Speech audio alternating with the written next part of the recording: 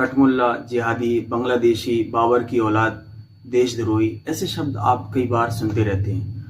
और ये शब्द किस कौम के लिए इस्तेमाल किए जाते हैं, किन लोगों के लिए बोले जाते हैं, इसको मुझे बताने की कोई ज़रूरत नहीं है, आप बहुत अच्छे से जानते हैं। और इन शब्द को सुनने से दिल भी दुखता है, परेशानियां भी होती हैं। कई बार ऐसा मन करता है कि इनका जवाब दिया जाए, लेकिन हर चीज़ का जवाब बहस नहीं होता और हर चीज़ के लिए एक वक्त होता है, और जवाब वक्त देता है और कुछ जवाब तालीम देती है। इसीलिए अपने बच्चों को तालीम दीजिए, और इतनी तालीम दीजिए कि उनके नाम से नहीं, पूरी दुनिया उनको उनकी काबिलियत से पहचाने। अगर हम अपने बच्चों को तालीम नहीं देंगे तो कल के दिन हमारे बच्चों की पहचान क्या होगी, हमें कौन पहचानेगा। दुनिया बदल रही है, अगर हम वक्त के हिसाब से नहीं बदलेंगे और हम इन सारी चीज़ों को, सिस्टम को नहीं समझेंगे तो हम बहुत ज़्यादा पीछे रह जाएंगे। जो कौम एजुकेशन की तरफ बढ़ती है उस कौम को तरक्की से कोई रोक नहीं पाता है।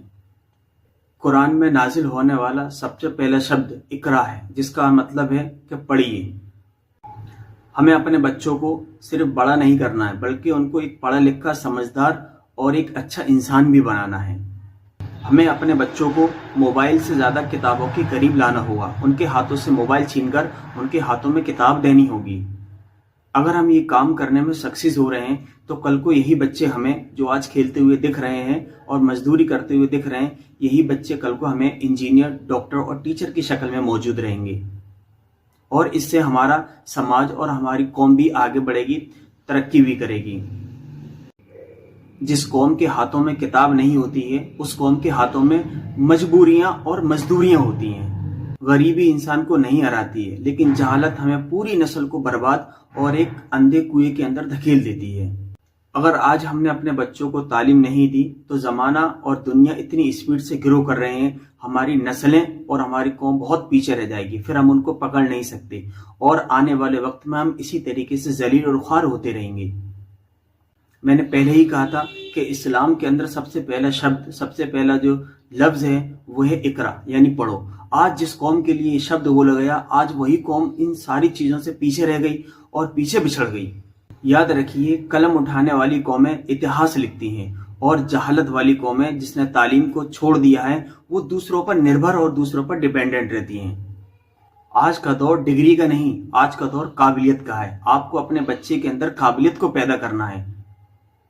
अगर आपका बच्चा पढ़ा लिखा नहीं होगा तो दुनिया उसे दबाकर, पैरों से रौंदकर आगे निकल जाएगी, और आप इसी तरीके से गरीबी और जहालत का शिकार बनते चले जाएंगे। मोबाइल हाथ में देने से पहले अपने बच्चों को तालीम और उनके हाथों में किताबों को थमाइए, कि मोबाइल आपके बच्चे का जहन और वक्त दोनों ही बर्बाद करता है, और तालीम आपके बच्चे को दुनिया और आखिरत दोनों में कामयाब बनाती है।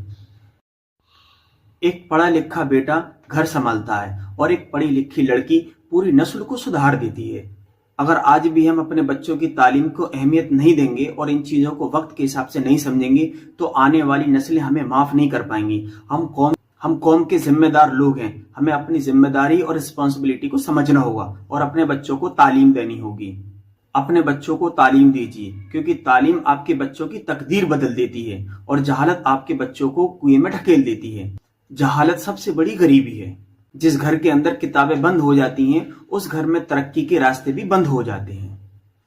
जो बच्चे आज पढ़ेंगे वही अपने देश का रिप्रेजेंटेशन करेंगे और अपनी कौम का भी रिप्रेजेंटेशन करेंगे। तालीम हर बच्चे का हथियार है। तालीम की ताकत तलवार की ताकत से बड़ी होती है। बच्चों को विरासत में सिर्फ पैसा और जमीन ही नहीं, बल्कि उनको तालीम भी दीजिए आप।